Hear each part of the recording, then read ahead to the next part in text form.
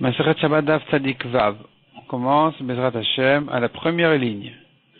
Amaravasi, Shonin. Shonin, Rashi explique, Shonin a Tanaim, Shonin a Braïta. Les Tanaïm enseignent dans une Braïta.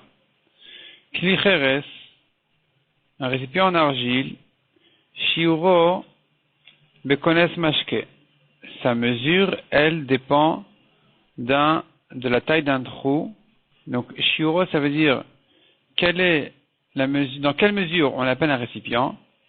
Dans la mesure où il n'a pas de trou d'une taille qui peut faire pénétrer de l'eau de l'extérieur. Comme on a dit, il pose le récipient percé dans une bassine pleine d'eau. Si le trou est suffisamment grand pour que l'eau puisse pénétrer à travers le trou, alors ce n'est plus un récipient, c'est terminé. Donc à partir de ce moment-là, il aura perdu son titre de récipient, au moins en ce qui concerne la halakha, comme on a vu, d'un kli qu'il faut pour mettre dedans l'eau de source avec la cendre de la vache rousse. Donc déjà, il a perdu son titre, au moins en ce qui concerne cette halakha, à partir du moment où le trou il est suffisamment grand pour que l'eau puisse pénétrer. Vela amrou moti mashke, ela linyan gistera bilvad. On a donné la mesure d'un trou qui fait fuir de l'eau que en ce qui concerne Gistera. Gistera, c'est un morceau d'argile, c'est un récipient qui s'était cassé, on a gardé ces morceaux, on en fait des soucoupes, et maintenant, il faut que, au moins, ce soit entier, complètement. C'est-à-dire que ce morceau-là n'est pas de fente, n'est pas de petit trou. Dès qu'il a même un tout petit trou, qui fait fuir l'eau, dès qu'il y a une petite fuite, c'est terminé. Ce morceau-là ne s'appelle plus une soucoupe, il a perdu complètement son statut de kli, et donc il ne reçoit plus de touma. Maïtama demande à Gemara quelle est la raison. Amar Marzutra Bered Rav Nachman, les fiches omrim, car les gens ne disent pas avec gistera les gistera. Amène un petit morceau qui serve de soucoupe à ce petit morceau. C'est-à-dire comme ça. Quelqu'un qui a un récipient en argile. Si ce récipient en question, il a un petit trou, il y a des gouttes qui sortent, alors on prend un morceau d'argile d'un autre récipient qui s'est cassé, on le met en dessous, pour garder les gouttes qui sortent. Mais si cette soucoupe elle-même, qui n'est pas une soucoupe, qui était un morceau d'argile en réalité, elle-même, elle a un petit trou, alors on ne dit pas, amène un autre morceau d'argile pour mettre en dessous du premier, parce que le premier il fuit. On ne dit pas ça, c'est terminé, on le jette. Donc, en omrim, c'est ce que dit la Gemara. Les fiches en omrim, car les gens ne disent pas, avec gistera, les gistera, amène un morceau d'argile pour un morceau d'argile. Dès que le morceau d'argile, il a le moindre trou, c'est terminé, on le jette. Donc, il ne s'appelle plus un récipient, il ne reçoit plus du tout de touma. Amaroula, pligebatra moraïb et marava, sont dessus en discussion, deux amoraïm, deux chachamim, en Eretz Israël. Bemarava, l'ouest de Babel, c'est Eretz Israël. Qui sont les deux Amoraïm, qui sont les deux Chachamim qui sont en discussion, Rabbi Yossi et Rabbi Avin, et Rabbi Yossi bar Zavda. Chadamar, Kamotzi Rimon. Un d'eux pense que la taille d'un trou, d'un morceau en argile, d'un récipient en argile, c'est Kamotzi Rimon. De quoi perdre une grenade. À partir de cette taille-là, c'est terminé. C'est plus un récipient. Rashi dit que donc, les plantes, les légumes qui sont dedans, dans ce pot en question, eh bien, ils sont considérés comme attachés à la terre, et donc, même s'ils se sont mouillés, ils ne reçoivent pas de touma dorénavant. Ils ne sont pas encore aptes à recevoir de la touma. Et l'autre dit que la taille du trou doit être comme une petite racine. Dès qu'il y a un trou de cette taille-là, de quoi faire passer une petite racine, on considère que le contenu du pot est attaché à la terre, et donc même si ces légumes en question vont se mouiller, elles ne peuvent toujours pas recevoir de touma, parce que ça s'appelle attaché à la terre. Donc nous avons ici deux tailles, deux mesures, soit de quoi faire passer une grenade, soit comme une petite racine. Vesimaner, et le siman, le signe que tu te rappelles, que la discussion ici elle est que entre une grande taille d'une grenade ou une petite taille d'une racine. Il n'y a pas ici quelqu'un qui va dire comme une olive. Le siman pour se rappeler qu'il n'y a pas ici quelqu'un qui pense que la taille c'est comme de quoi perdre une olive. Un il donne la grande taille et l'autre, il donne la petite taille. Il n'y a personne qui va donner la taille du milieu. Donc, Echad Amarbev, Echad Amit, en réalité, c'est une expression qui n'a rien à voir avec notre sujet. C'est une expression qui est dans Menachot, qui veut dire quelqu'un aussi bien celui qui amène un grand korban que celui qui amène un petit korban. Le riche, il amène un taureau. Le pauvre, il amène de la farine. Et finalement, les deux sont agréés. Les deux sont équivalents aux yeux d'Hachem. Ubilvad, la suite de la phrase, Ubilvad, Shichavel, Nibol Hachamim. L'essentiel, c'est qu'il fasse avec une bonne intention de tout son cœur. Donc quelqu'un qui fait qui s'investit beaucoup dans une mitzvah parce qu'il a les moyens, et l'autre qui n'a pas les moyens, il dépense moins pour la mitzvah. L'essentiel pour Hachem, c'est le cœur. Combien de cœur a été mis dans cette mitzvah? C'est ce qu'on appelle Echad Amarbe, Echad Amamit, aussi bien celui qui a mis beaucoup que celui qui a fait un peu. Ou Bilvat Shechavel Nibol Hachamim, l'essentiel c'est que son cœur soit dirigé vers Hachem. Et donc finalement c'est devenu une expression, Echad Amarbe, Echad Amamit, qui va nous servir à se rappeler ici aussi que la discussion ici entre les Amoraïm n'est que entre le grand trou ou le plus petit trou. Il n'y a pas quelqu'un qui va donner le trou moyen qui est la taille d'une olive. Donc c'est soit grenade, soit petite racine. Amar Avchinena Barkana, on continue dans la Gemara. Amar Avchinena en fin de ligne. Amar Avchinena Barkana Mishmed Rabbi Eliezer, au nom de Rabbi Eliezer. Kli Cherez Shuro Kamoti Zetim. Un récipient en argile, sa taille, la taille du trou, elle est Kamoti Zetim. À partir du moment où il y a un trou qui fait sortir les olives, il ne reçoit plus de Touma. On n'est pas en train de parler maintenant du cas précédent, qui était de savoir est-ce que si les graines ou les légumes qui sont dans ce pot-là se sont mouillés, et donc elles peuvent dorénavant recevoir de la Touma. C'est pas ça le sujet ici. Ici, le sujet, il n'est pas à propos du contenu du pot, il est le pot lui-même. Est-ce que ce pot en question lui-même, il reçoit encore de la Touma, ou je dis non, il s'est cassé. Et là, Rabbi Eliezer dit, dès qu'il y a un trou qui fait sortir les olives, c'est terminé, c'est plus un récipient. Ou Mark Shisha Bered Rabba, mais Sayemba Mishmed Rabbi Eliezer, donc Mark Shisha, le fils de Rabba, termine cet enseignement-là au nom de Rabbi Eliezer, que à partir du moment où il y a un trou de cette taille-là où les olives tombent, Ve'arehen ki kle glalim ou kle avanim ou kle adama, she'en mekablin tuma. Donc ce récipient en question qui a perdu les olives, c'est terminé, il ne reçoit plus de Touma. Il n'y a pas, je l'ai destiné dorénavant à des grenades, donc finalement ça s'appelle encore un récipient. Ici, on ne pense pas comme ça. Ce que je viens de dire, c'était Rava qui avait dit dans le daf précédent. Rava dans le daf précédent a dit, même si les olives tombent, il peut le destiner à des grenades, et donc tant que les grenades peuvent rester dedans, elles ne tombent pas, ça s'appelle un cli. Lui par contre, il dit pas comme ça ici, au nom de Rabbi Eliezer on ramène, que non, c'est terminé. Dès que les olives tombent, c'est terminé, c'est plus un cli, il ne reçoit plus de touma, même s'il le destine à des grenades, à des pastèques. Varen kikle glalim, donc c'est ce qu'on dit, c'est terminé, c'est taor complètement. Ce récipient-là, il est pur complètement. Il est comme des récipients qui sont faits à base d'engrais, d'excréments, ou clé avanim, ou de pierre, ou clé adama, ou de terre, chez En Mekablin Touma, l'homme d'Ivre Torah et l'homme d'Ivre Sofrim qui ne reçoit pas de Touma, ni Minatora, ni même Miderabanan. Donc ça c'est le récipient en argile pareil, qui a eu un trou qui fait tomber les olives, c'est terminé, il n'a plus du tout de Touma. Ou les Nyan Tamid Patil à Tzipachet Rubo. Mais en ce qui concerne Tamid Patil, c'est-à-dire que s'il était enveloppé et bien fermé, et maintenant voilà qu'il se trouve dans une pièce dans laquelle il y a un mort, le contenu du récipient est protégé de la Touma tant que le récipient ne s'est pas cassé, sa majorité. Dès que la majorité du récipient s'est cassé, ce n'est plus un récipient et donc il ne peut plus protéger son contenu de la Touma. Hadran alach amatniya. Voyons, on commence le 11e pérec de Masechet Shabbat. Hazorek merjut achid, nerjut arabim, celui qui a jeté un objet d'un domaine privé à un domaine public. Ou le contraire, merjut arabim, nerjut achid, d'un reshut arabim, un domaine public à un domaine privé.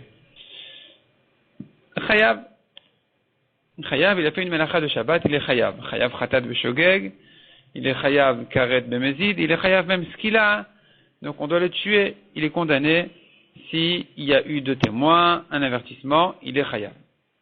Mershut Achid, Reshut Achid, ou Reshut Rabim Baemtsa. Quel est le din dans le cas où il a jeté d'un domaine privé à un domaine privé en traversant le Reshut Rabim?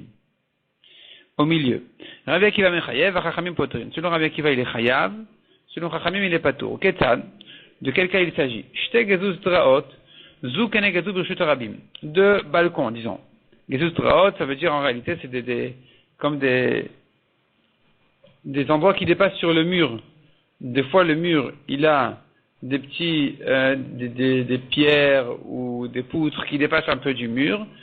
Et donc, ou bien, le cas plus simple, c'est deux balcons. Deux balcons, un en face de l'autre, au Reshut Rabim.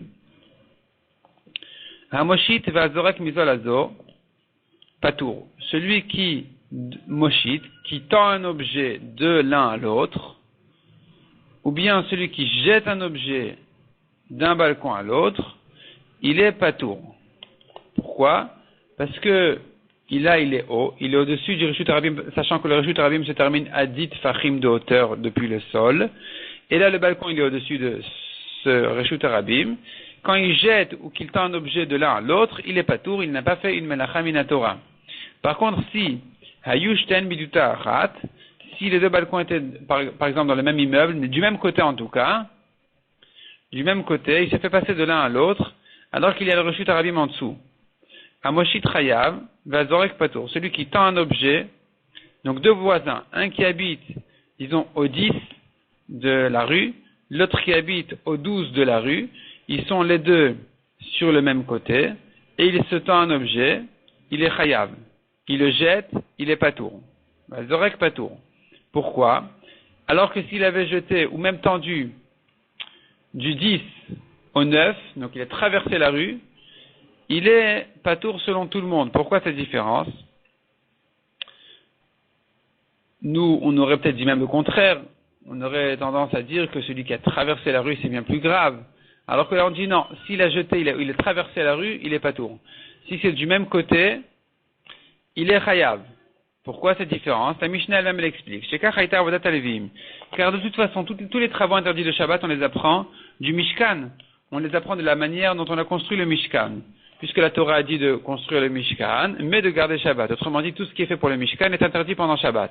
Or, dans le Mishkan, on avait l'habitude de se tendre les objets, les poutres, d'un Reshut Achid à un Reshut Achid, en traversant le Reshut Rabim, mais que quand tout est du même côté, pas en face. Donc, c'est ce que la Mishnah explique. Ainsi était le travail des Lévim. Il y avait deux agalotes, deux charrettes, une derrière l'autre, dans le Reshut Rabim, dans le domaine public.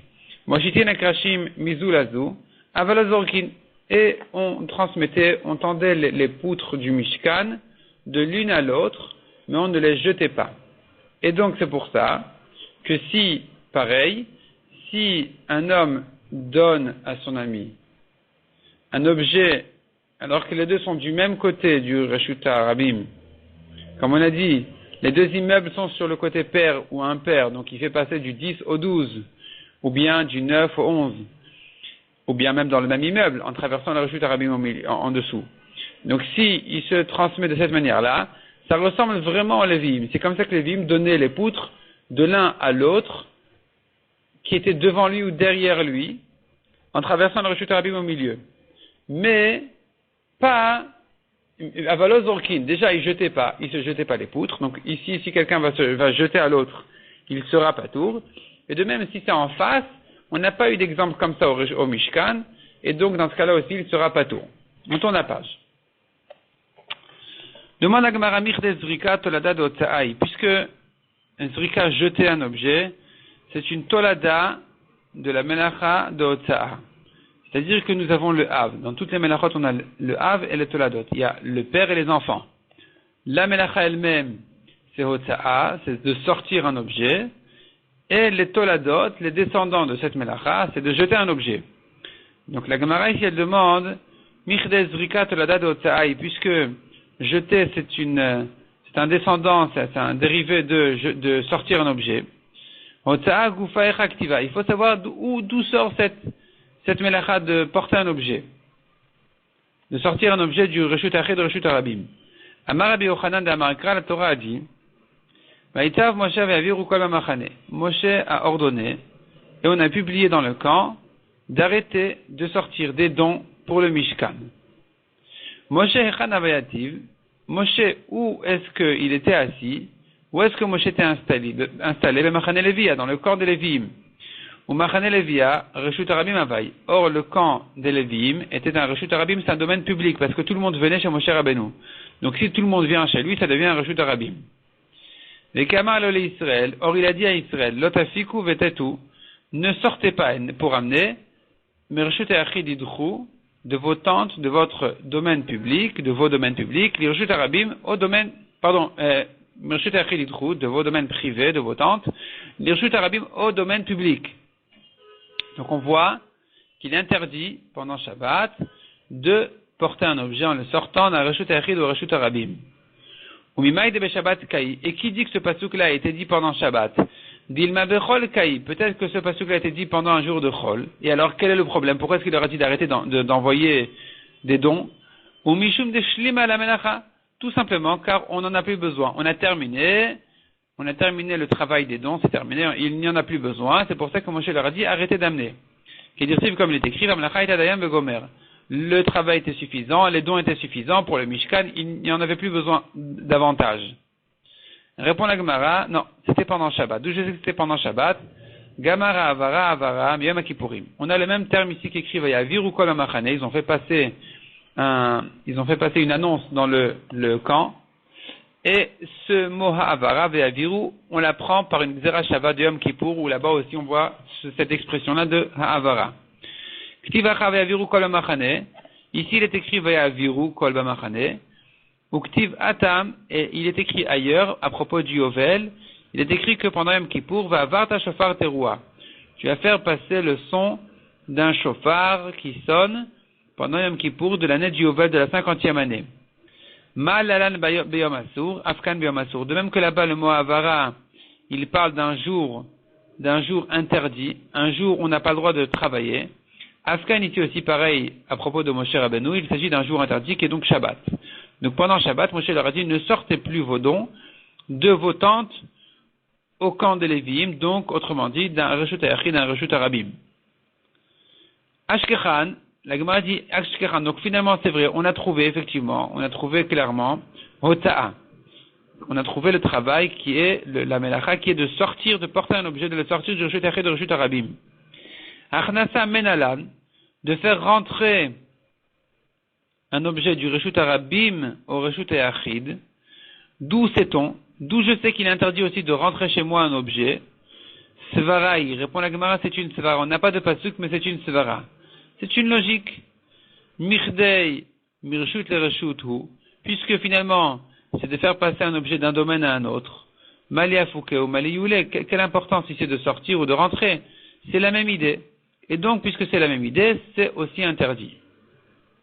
Il n'y a pas de différence à faire entre l'un et l'autre. De même que je ne vais pas faire de différence entre si l'objet il est noir ou bleu. Aucune importance. Pareil, pas d'importance si l'objet est sorti et est passé d'un Reshut Hayachid à un Reshut Arabim, ou le contraire, il n'y a pas de différence à faire, donc ça devient aussi une melacha. Miou cependant, dit la Gemara, Otsa'a Av, Hachnasa Tolada. La Otsa'a, de sortir l'objet, c'est Av, c'est la melacha, c'est le père de la melacha elle-même. Tandis que de faire rentrer un objet, c'est une tolada, c'est la descendance de cette melacha. Demande la Gemara, quelle importance? Ou michde a mechayev, puisque finalement il est chayav aussi bien s'il a sorti un objet que s'il a rentré. Amay karila hay av, amay karila hay tolada. Pour quelle importance, pourquoi est-ce qu'on a besoin de préciser que ça c'est un av et ça c'est une tolada? Qu'est-ce que ça peut bien faire? Répond la Gemara, nafkamina. La nafkamina elle sera. Donc la différence sera dans le cas où un homme a fait deux avot en même temps. Il a fait deux melachot, deux travaux interdits pendant Shabbat. Il a semé, il a labouré. Je ne dis pas c'est un av, il a travaillé son champ, non. Il a fait deux avot. Inami shtei toladot ba'adadade, ou bien il a fait deux toladot de deux melachot en même temps.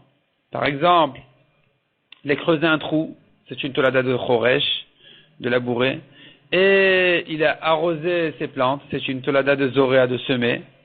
Il fait pousser. Alors là, mi chayev tarte, il est chayav de deux, parce que ce sont deux familles différentes de melachot. Vei avid av et tolada l'idée. Par contre, il a fait le av et sa propre tolada en même temps. L'homme chayev, il n'est pas chayav, puisque il a fait sans savoir, tout ça c'est be'elem echad, en un oubli. Il a fait le av et sa propre tolada, ou la tolada et ensuite le av, peu importe. Alors, l'homme chayav et la chada, il n'est chayav que d'un seul korban khatat. Donc, il est important à savoir quels sont les avot, quels sont les groupes de melachot, quelles sont les familles de melachot. Donc là, il faut savoir, sache que de faire sortir un objet, c'est le av, de le faire entrer, c'est une tolada. Et donc, s'il va faire les deux, il sort et il rentre, il n'est pas chayav deux fois, il n'est chayav que d'une seule fois. Demande à Gemara au Rabbi Eliezer de Mechayav Tolada comme av. Selon Rabbi Eliezer qui dit qu'un homme est chayav même quand il a fait la tolada et le av en même temps, en un oubli. Amaïkaru la av, Amaïkaru la tolada, pourquoi est-ce qu'on appelle l'un av et l'autre tolada? Finalement, on pourrait les partager. On pourrait dire oui, il y a 150 melachot pendant Shabbat. En réalité, c'est les 39 avot que nous connaissons, et toutes leurs toladot ajoutent encore beaucoup, et là, tu vas arriver à beaucoup de melachot. Pourquoi est-ce que j'ai besoin de les regrouper par famille? Répond la Gemara. Hach de Havai be Mishkan Chashiva, ceux qui étaient importants dans le Mishkan, Karila Av, on les appelle Av. Hach de Havai be Mishkan Chashiva, lo Karila Av. Par contre, les travaux qui n'étaient pas importants dans le Mishkan, on ne les appelle pas Av. On les appelle Tolada. C'est pas un type de melacha, c'est pas la définition de la melacha. Ça rentre aussi dans la melacha. Mais elle-même n'était pas importante dans le Mishkan, donc on ne la compte pas pour un Av. Inami, ou bien deuxième réponse de la Gemara, Hach de Ktiva Kari Av, Vehai de Loktiva Kari Tolada. Ce qui est écrit dans les psukim, on l'appelle Av, ce qui n'est pas écrit clairement dans les psukim, on l'appelle Tolada. Veha Detnan. Nouvelle question. Donc, Detnan en début de ligne, au milieu de la page. Veha Detnan. Hazorek Arlamot Bakotel. Celui qui a jeté 4 amot de loin, dans la Reshut Arabim, et il a jeté dans un mur. Donc, il a jeté une figue qui s'est collée au mur. Les malamasarat fachim kezorek ba'avir. Si c'était au-dessus de 10 fachim, c'est comme s'il avait jeté en l'air, pas dans le Reshut Arabim, il est pas tour. Les matamasarat fachim kezorek ba'aret. Mais si c'était en dessous de 10 fachim, c'est comme s'il avait jeté vraiment sur le sol, et donc il est chayav, c'est un Reshut Arabim. Donc ici on apprend que le Reshut Arabim se termine à 10 fachim de haut, au-dessus du sol. Vazorek ba'aret abamot chayav. Or celui qui a jeté 4 amot sur la terre, il est chayav. Zarak abamot Reshut Arabim menalan. D'où sait-on que de jeter 4 amot dans un Reshut Arabim, c'est interdit? Menalan et mechayev. Donc on sait qu'il est chayav pour ça. Donc on a trouvé déjà Hotza'a, on a trouvé Achnasa. On a trouvé de sortir un objet. Ça, on l'a vu de Moshe Rabbeinu qui leur a dit ne sortez plus de dons de vos tentes. On a vu que faire rentrer, c'est pareil. Et là, la question se pose, mais d'où on sait que 4 amot dans le Reshut Arabim, sans aucun Reshut Hayachid. Un homme a soulevé un objet du Reshut Arabim, il a marché avec 4 amot, ou plutôt il a jeté 4 amot, et l'objet s'est posé ensuite au Reshut Arabim même. Il est chayav. Il a fait aussi une melacha complète. D'où on sait ça? D'où ça sort? Répond la Gemara Rabbi Yoshia. On apprend du travail du Mishkan. Sheken orgei yeriot, ceux qui tissent les toiles pour le Mishkan, zorkin machaten zelazé. Ils se jettent leurs aiguilles de l'un à l'autre. Demande la Gemara orgin machatin lamaleu. Les tisseurs des aiguilles, pourquoi ils en ont besoin? Ils n'ont pas besoin d'aiguilles. Pour tisser, on n'a pas d'aiguilles. Ça fait pas partie de la manière de tisser. Ils avaient d'autres objets pour tisser. Et là répond la Gemara, Sheken tofrei yeriot, ceux qui venaient coudre, broder des toiles, zorkin machaten zelazé, ils se jetaient leurs aiguilles l'un à l'autre. Demande à Gemara, et donc finalement, puisqu'ils se jetaient certainement 4 amot, et de là j'apprends, or ils étaient au Reshut Arabim, donc de là j'apprends que de jeter 4 amot dans le Reshut Arabim, c'est une melacha, il est chayav. Demande à Gemara, Vedilma, peut-être, qui dit qu'ils étaient loin de 4 amot? Peut-être que Gabé Hadad et Avouyat, peut-être qu'ils étaient assis, à côté, l'un à côté de l'autre, donc ils n'avaient pas jeté 4 amot. Répond la Gemara, c'est pas possible. Matou Hadad et Martin, si c'est comme ça, ils vont se piquer avec leurs aiguilles, ils vont se toucher sans arrêt, ils vont se cogner avec leurs aiguilles, c'est pas possible. On est obligé de les éloigner. Demande la Gemara Dilma Betor Arba Avouyat, mais qui dit qu'ils étaient loin de 4 amot? Peut-être qu'ils étaient loin de 3,5, peut-être de 2,5. Pourquoi est-ce qu'on a besoin de les éloigner tellement? Et la marabrizda. Sheken, oreg yeriot, zorkin, bouchiar, bayeria. Ceux qui tissaient les toiles, ils jetaient le bouchiar dans la toile. Donc bouchiar, c'est c'était un objet dans lequel il y avait la trame enroulée sur un petit bâton, qu'il a jeté dans le tissu. Donc il jetait la trame entre les chaînes. Et de cette manière-là, il faisait à chaque fois la largeur du tissu, et donc il le jetait dedans, et ça s'appelle jeter. Jeter 4 amot dans la Reshut Harabim. Demande à Gemara, mais ça s'appelle pas jeter parce qu'il n'a pas lâché l'objet. Valo ogdo biado, il tient la toile, il a le tissu sur lui. Donc il tient finalement le fil lui-même. Et quand il le jette, il attrape encore une partie. Ça s'appelle pas jeter. Donc valo ogdo biado, il est encore attaché dans sa main. Répond la Gemara, benis rabatra. C'est le dernier jet, la dernière fois qu'il a besoin de jeter ce fil-là. Et donc, c'est terminé, il ne l'attrape plus, il le jette, il s'en va. Et là, il se trouve finalement qu'il a jeté 4 amot, et donc il est chayav. Donc de là, on apprend que celui qui le fait, il est chayav. Demande à Gemara, mais c'est pas un Reshut Harabim. Même si celui qui tisse l'étoile, il est au Reshut Harabim, mais quand il jette le bouchiar en question, il le jette entre la chaîne du tissu, les fils de chaîne du tissu. Donc quand il le jette là-bas, cet endroit-là, c'est pas un Reshut Harabim, les gens ne rentrent pas là-bas. Et donc ça s'appelle un makom tour. Donc c'est pas un endroit sur lequel on doit être chayav. C'est ce que demande la Gemara, Vabim comme tour-kaz. Là pourtant ça marche, ça avance, ce bouchiar en question, il a été jeté dans un makom tour. Et là répond la Gemara, Shekan Orgeyeriot, ceux qui tissent l'étoile en question pour du Mishkan, Zorkin Bouchiar les Shoalehen. Ils jettent le bouchiar à ceux qui leur empruntent. Donc les Shoalehen, c'est au début des grandes lignes. Donc si quelqu'un voulait prêter à son ami, le bouchiar en question, il le lui jetait. Donc c'était 4 amot dans la Reshut Harabim. De là j'apprends que de jeter 4 amot dans la Reshut Harabim, c'est une melacha pour laquelle on est chayav. Demande à Gemara, Vedil Magabe Adade Havuyatve. Peut-être qu'ils étaient assis à côté. Répond la Gemara, Matu Hadade Bechafat. Si c'est comme ça, ils vont se toucher au coin au bout de la toile. À chaque fois qu'ils ouvrent leurs mains pour tirer la trame, et donc c'est pas possible de s'asseoir comme ça. Vedilma demande la Gemara Shalchufavu Mishalchefe. Qui a dit qu'ils étaient assis un à côté de l'autre, et donc il fallait les éloigner de 4 amot. Peut-être qu'ils étaient sur les côtés, ils étaient décalés. Un était devant l'autre, un peu à droite, l'autre était derrière lui, un peu à gauche. Et donc finalement, on n'a pas besoin de les écarter de 4 amot. Vetou, deuxièmement, Mishéil et Madadé, est-ce que vraiment ils se prêtaient? Est-ce qu'ils avaient besoin de prêter les uns aux autres? Ve'atania Luda.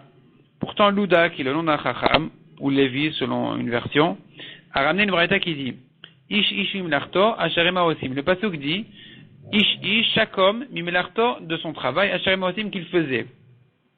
Donc, on voit d'ici, chacun se débrouillait tout seul. Mimelarto ou ose, veno ose mimelechet ravero. Chacun faisait de son propre travail.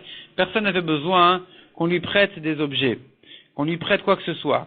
Donc, finalement, il n'avait pas besoin de se jeter les uns aux autres. Vetou, troisième question. Ma'avir arba amot birshut harabim menalan. Ici, on parle de jeter. D'où je sais que de faire passer un objet dans sa main, 4 amot dans la Reshut Harabim, il est aussi chayav. Menalan et michayav. Donc, on sait que pour ça aussi, il est chayav. Et là, répond la Gemara, Kol arba amot birshut harabim, Gemara Gemirela. Tous les cas de 4 amot dans la Reshut Harabim, aussi bien de marcher en tenant dans sa main 4 amot, que de jeter un objet dans la Reshut Harabim 4 amot, Gemara Gemirela. Tout ça, c'est un enseignement qu'on a pris de nos maîtres. C'est donc tout ça, c'est Halakha le Moshe Misinaï, c'était transmis à Moshe à Sinaï, c'est Minatora, on est chayav dessus, mais on n'a pas de source à cette Halakha dans les psukim. On ne l'apprend pas du Mishkan, c'était transmis par cœur. Amar Rabuda Mar Shmuel. Rabuda ramène le nom de Shmuel. Mekoshesh, on voit dans la Torah la faute du Mekoshesh. La Torah raconte qu'il y avait un homme qui était Mekoshesh etim, il était Mekoshesh des bois. Il faut savoir ce qu'il avait fait exactement. C'est quoi ce Mekoshesh-là? C'est quoi ce travail-là de Mekoshesh? Mais en tout cas, le Mekoshesh, pendant Shabbat, il était Mekoshesh des bois, et ça s'appelle un Chilul Shabbat, donc ça se trouve dans Parashat Hashavua, dans Parashat Shlach Lecha. Vers la fin de la Parasha, c'est écrit là-bas que les Bnei Israël ont trouvé dans le désert un homme qui était Mekoshesh etim b'yom ha-Shabbat. Et la Gemara ici, elle va expliquer qu'est-ce que ce Mekoshesh, qu'est-ce qu'il a fait. Donc cet homme-là, finalement, on l'a tué. C'est un Chilul Shabbat. La Gemara explique quelle était sa melacha exactement. Donc, Amar Rabbi Damar Shmuel, Mekoshesh, Ma'avir Arba Amot Birshut Arabim Hava. Il avait pris ces bois-là, il a marché avec, il les a fait passer 4 amot dans le Rishut Arabim. Mais Matni Tatana, dans la Braïta, on a enseigné, Tolesh Hava. Il avait coupé des branches, ces bois en question, et donc la melacha qu'il a faite, c'était pas Ma'avir, c'est pas une melacha de Hotza'a, de porter, c'est une melacha de Tolesh, donc de Kotser, de cueillir, de détacher quelque chose qui est attaché à la terre. Troisième explication, Ravacha de Rabbi Yaakov Amar, Me'amer Ava, troisième avis, il avait rassemblé des bois, celui qui rassemble des bois, ça s'appelle Me'amer, c'est comme quelqu'un qui rassemble des gerbes, du blé, et donc c'est aussi une melacha. L'emaï nafka mina, quelle importance, quelle est la différence pratique, à savoir si le Mekoshesh avait fait cette melacha ou une autre, qu'est-ce que ça peut bien nous faire? Répond la Gemara, l'ikderab. De Amarav, la nafka mina pour ce que Rav a dit, matate Megillat Starim, berabichia. Rav raconte, il dit j'ai trouvé une Megillat Starim. Megillat Starim, c'est un papier caché sur lequel il écrit un secret. Un secret parce qu'à l'époque, on n'écrivait pas la Torah chez Béal. La Torah orale était orale. Elle n'était pas écrite. Et donc, puisqu'il n'écrivait rien, il risquait d'oublier.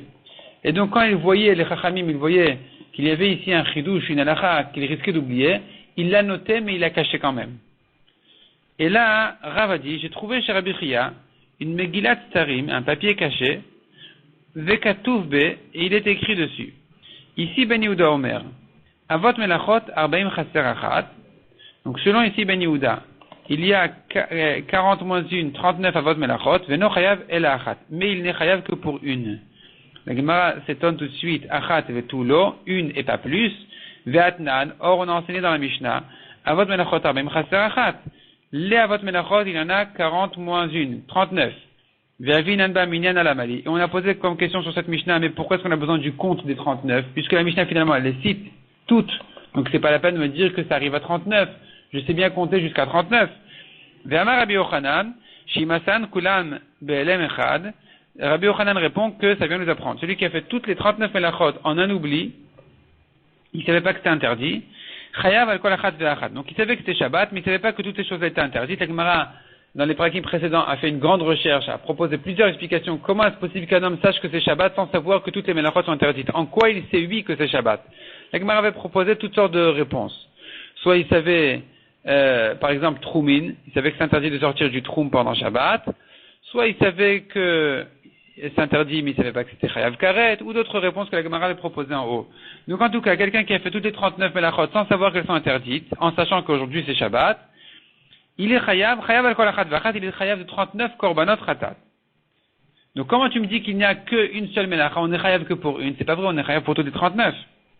Emma dit, je réponds à la Gemara, il faut corriger, en disant, Eno chayav al achat même. Il y a une sur ces 39 là, pour laquelle on n'est pas chayav. Donc il faut repérer, on ne sait pas c'est laquelle. En tout cas ici, Ben Yehuda nous dit, sache que dans les 39 melachot, il y en a une pour laquelle on n'est pas chayav. Et c'est là justement la discussion. C'est ça la discussion. Le Mekoshesh, il était chayav. Donc qu'est-ce que le Mekoshesh a fait? Autrement dit, si je sais ce que le Mekoshesh a fait, je saurais au moins que pour cette melacha, il est clair qu'on est chayav. C'est pas la melacha qui est recherchée, c'est pas la melacha pour laquelle on n'est pas tour. Et c'est ça la discussion. Rav Yehuda pshitale de Amavir chayav. Pour Rav Yehuda qui a dit que le Mekoshesh, il a porté au Reshut Arabim les bois. Pour Rav Yehuda, il était évident que de porter pendant Shabbat, c'est pas la melacha pour laquelle on n'est pas tour. C'est pas la melacha que ici Ben Yehuda a dit que sur elle il est pas tour. Non. Ça fait partie des melachot sur lesquels on est chayav. Donc Rav Yehuda dit, on est certain au moins qu'en tout cas, porter, on est chayav.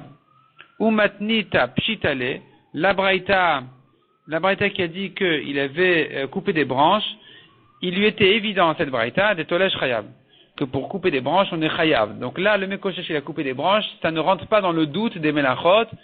Et est-ce que c'est ça la melacha sur laquelle ici a dit qu'on n'est pas tour, oui ou non? Non, celle-là, non, c'est clair que non, on est chayav dessus. Ve Ravacha bar Yaakov, shitale, de me'amer chayav. Et enfin, Ravacha, lui, il lui est évident que de ramasser des bois, on est chayav, c'est une melacha pour laquelle on est chayav. Mar savar ha miha lo mesapka. Un chacham pense que pour ça melacha que lui explique, au moins il est clair qu'il n'y a pas de doute, il est clair qu'on est chayav. Ou mar savar ha miha lo mesapka. Et l'autre pense que pour ça melacha lui, donc celui qui dit porter, il pense que pour porter on n'a pas de doute, c'est clair qu'on est chayav. Celui qui dit que la melacha était de couper une branche, il pense que pour ça il y a le hamia, celle-ci cependant, l'homme est safe quand on n'a pas de doute dessus, il est clair que on est chayav dessus. Et celui qui dit que de réunir, de ramasser des bois, il pense que sur ça il n'y a pas de doute, évidemment qu'on est chayav. La Gemara ensuite ramène qui était le mekoshesh en question. Donc la Torah ne dit pas qui c'était. La Torah ne fait que raconter qu'il y avait un homme qui était mekoshesh. Qui était cet homme-là? On ne le connaît pas. La Gemara ici va faire une recherche. Qui était cet homme-là? Tanoura Banan, Mekoshesh. Qui est le Mekoshesh? Zetzlofrad. Zetzlofrad, on le connaît par ailleurs. Tzlofrad ben Chefer, ses filles, il avait 5 filles. Ses filles ont dit que leur père est mort dans le désert et qu'elles veulent hériter la terre. Et autour de ça, il y a toute une histoire dans la Torah. Et donc, Tzlofrad, il est repéré ailleurs et c'est lui le Mekoshesh. Puisque ces filles ont dit, notre père est mort dans le désert sans dire exactement quelle était sa faute. Elles ont dit, il est mort dans sa faute. Il a été puni sur sa faute, il est mort. Mais elles disent pas quelle était sa faute. Et la Gemara ici, la Braïta ici, elle pense que sa faute justement c'était lui le Mekoshesh. Donc le Mekoshesh c'est Tzlofrad. V'chen ou Omer, et ainsi dit le Pasuk, Vayu bnei Yisrael amidbar, v'imteu ish vegomer. Et les bnei Yisrael étaient dans le désert, ils ont vu un homme qui était Mekoshesh et Tim pendant Shabbat. Il était Mekoshesh des bois pendant Shabbat. Oulalanu Omer, avinu med amidbar, et ailleurs, on dit, les filles de Tzlofrad, notre père est mort dans le désert, il est mort par sa faute. Donc, Ma'alalan Tzlofrad, Afkan Tzlofrad, Divrei Rabbi Akiva. De même que là-bas, il s'agit de Tzlofrad, il s'agit de Tzlofrad.